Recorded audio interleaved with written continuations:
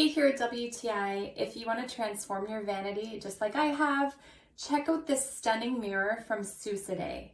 What I love about this is that there are two options. You can mount it straight to the wall, or you can attach it to this base like I have, so you can put it anywhere you want. Personally, I have it resting here on my vanity top. I love that I can move it when I need to, if I want to clean or if I want to change this whole room around.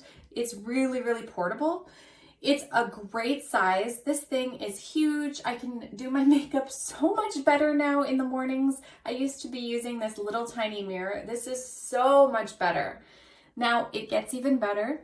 It has these lighting options. So you plug it right in and then you turn it on and you can adjust the lighting temperatures. So there is a cool, a natural, and a warm light. So you can go for whatever vibe you want.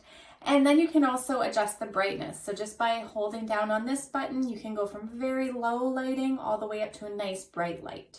Another super cool thing is that on the side here, there's a USB port. So I can charge my phone while I'm getting ready. I don't have to scramble and look around for an outlet that's available. I can do it right from here. It also comes with this nice little magnifying mirror. You can stick it right to the mirror. It has suction cups so that you never have to look for it again when you have to do that plucking that we all love.